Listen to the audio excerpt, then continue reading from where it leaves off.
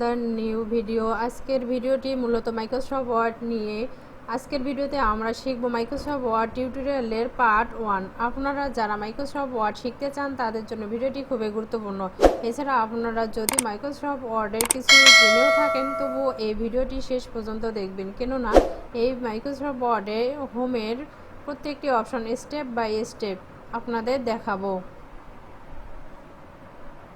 আশা করি সম্পূর্ণ ভিডিওটি মনোযোগ সহকারে দেখবেন, প্র্যাকটিস করবেন, তাহলে আপনারা মাইক্রোসফট ওয়ার্ডের বস হয়ে যাবেন। তো কথা না বাড়িয়ে চলুন মূল ভিডিওটা শুরু করি। প্রথমত আমরা জানব মাইক্রোসফট কি এবং এর দ্বারা কি কি কাজ করা যায়। মাইক্রোসফট ওয়ার্ড হচ্ছে একটি ওয়ার্ড প্রসেসিং সফটওয়্যার। এর মাধ্যমে আমরা কম্পোজ, টাইপিং, ড্রয়িং, প্রোফাইল তৈরি করা, যে কোনো ধরনের ডকুমেন্ট তৈরি করা, ডিজাইন করা, এছাড়া যত ধরনের লেখালেখির কাজ আছে এই মাইক্রোসফট ওয়ার্ড দিয়ে করতে পারবো। মাইক্রোসফট ওয়ার্ড এর কাজ করতে হলে প্রথমত জানতে হবে কিভাবে ওপেন করতে হয়। মাইক্রোসফট ওয়ার্ড ওপেন করার জন্য তিনটি পদ্ধতি আছে। প্রথমত আমরা স্টার্ট বাটনে যাব। স্টার্ট বাটনে যেয়ে অল প্রোগ্রামে যাব। অল প্রোগ্রামে গেলে আমাদের মাইক্রোসফট অফিস এখানে ক্লিক করব। ক্লিক করলে আমাদের মাইক্রোসফট ওয়ার্ড 2010 এখানে ক্লিক করব। দেখুন আমাদের মাঝে পেজটি চলে এসেছে। তো পেজটি চলে এসেছে, তো আমরা যদি পেজটিতে আমরা যদি ভিউতে গিয়ে রুলার করে দেই, দেখুন আমাদের রুলার দেওয়াই আছে, এজন্য এখানে রুলার আমাদের আর দেওয়ার লাগতেছে না। এখন আমরা কুইক অ্যাক্সেস টুলবার উপরে যে ডান পাশের উপরে যে দেখতে পাচ্ছি এটা হচ্ছে কুইক অ্যাক্সেস টুলবার। তো এটা কাজের মাধ্যমে আমরা দেখাবো কিভাবে এর কাজ করতে হয়। এরপর মাঝখানে যে ডকুমেন্ট 1 মাইক্রোসফট ওয়ার্ড এখানে দেখতেছেন এটা হচ্ছে টাইটেল বার। আমরা যদি কোনো কিছু লিখি বা লিখতে চাই তো সেক্ষেত্রে আমাদের ডকুমেন্টে শো করবে যে আমরা কতগুলো ডকুমেন্ট লিখছি বা সেভ করে রাখছি। এরপর আমরা যে দেখতে পাচ্ছি এখানে আমাদের সাদা পেজটি, এটা হচ্ছে টাইপিং করার জন্য পেজ। তো আমরা এই পেজে যে কোনো বিষয়ে টাইপিং করতে পারবো। তো আমাদের সাদা পেজের উপরে যে মানে হচ্ছে কালো দাগটা দেখা যাচ্ছে এটা হচ্ছে কার্সর। কার্সরটা আমরা যেখানে রাখবো সেখান থেকে আমরা লিখতে পারবো। আমরা দেখুন চাচ্ছি এখান থেকে আমরা লিখবো। এখন এখানে যদি আমরা ডাবল ক্লিক করি, দেখুন আমাদের কার্সরটা এখানে চলে এসেছে। এখান থেকে আমরা লেখা শুরু করতে পারবো। তো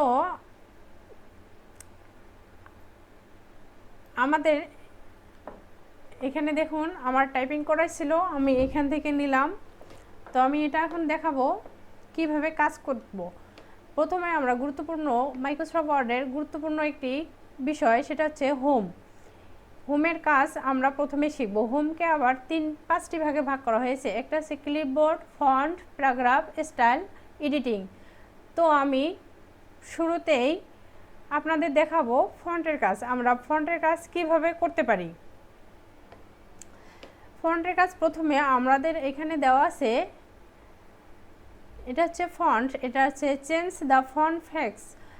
এখান থেকে আমরা আমাদের ফন্টটিকে চেঞ্জ করতে পারবো। দেখুন আমাদের এই ফন্টটিকে আমি সিলেক্ট করে নিলাম। সিলেক্ট করার পর আমি এখানে ক্লিক করে আমাদের ফন্টটিকে আমি চেঞ্জ করতে পারবো। আমাদের পছন্দ মতো আমি নিতে পারবো। দেখুন আমি এই ফন্টটি দিলাম। তো ফন্টটিকে বড় করার জন্য এখন আমি ফন্ট সাইজে যাব। ফন্ট সাইজে গেলে আমি এখান থেকে আমাদের ইচ্ছা মতো ফন্টটিকে সাইজ করে নিতে পারবো। দেখুন আমি 48 নিলাম। এখন আমি ফন্টটাকে যদি চাই সিলেক্ট করা অবস্থায় এখান থেকে ছোট করতে পারবো, আবার এখান থেকে বড় করতে পারবো। এখন আমি চাচ্ছি ফন্টটিকে একটু বোল্ড করে দিতে। দেখুন আমার ফন্টটি কিন্তু বোল্ড নেই। এখন আমি চাচ্ছি ফন্টটিকে একটু বোল্ড করে নেব। সেক্ষেত্রে আমি এখানে ক্লিক করব। দেখুন আমাদের ফন্টটি একটু বোল্ড হয়ে গেছে। এখন আমি চাচ্ছি ফন্টটিকে আমি বোল্ড চাচ্ছি না, সেক্ষেত্রে আবার এখানে ক্লিক করব। এখন আমি চাচ্ছি সিলেক্ট করা অবস্থায় আমি ফন্টটিকে একটু বাঁকা করে নেব। সেক্ষেত্রে আমি ইটালিকে ক্লিক করলে দেখুন ফন্টটি আমার একটু বাঁকা হয়ে গেছে। আমি যাচ্ছি এর মধ্যে আমি একটু আন্ডারলাইন দিতে যাচ্ছি, সেক্ষেত্রে আমি এখানে ক্লিক করব। দেখুন আমার এখানে আন্ডারলাইন চলে এসেছে। এখন আমি চাচ্ছি যে এই লেখাটিকে আমি একটু বড় করে চাচ্ছি, এই লেখাটি আমি কাটবো, আমি নিব না। সেক্ষেত্রে দেখুন এখান থেকে আমি নিতে পারি। এখন আমি চাচ্ছি যে না, এটা আমার থাকবে, আমি এখান থেকে আবার ক্লিক করতে পারবো, তাহলে আমার ওটা চলে যাবে, আগের মতো ফিরে আসবে।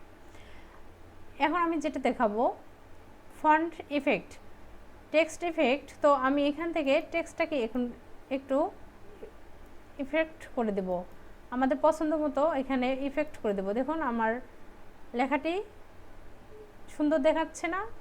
আমরা চাইলে লেখাটিকে এভাবে করতে পারবো। আমি এখন চাচ্ছি এই লেখাটিকে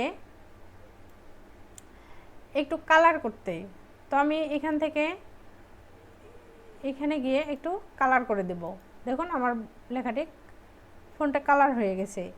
আমি চাচ্ছি এই লেখাগুলো কালার করব, আমি চাচ্ছি নিচের এই লেখাগুলো সবগুলো একটু কালার করব। সেক্ষেত্রে আমাদের ফন্ট কালারে যেতে হবে। ফন্ট কালার থেকে আমরা এখান থেকে আমাদের পছন্দ কালার নিতে পারবো। আমি এই কালারটা নিলাম। এখন আমি চাচ্ছি যে এই লেখাটি সবগুলো বড় হাতের হবে, সেক্ষেত্রে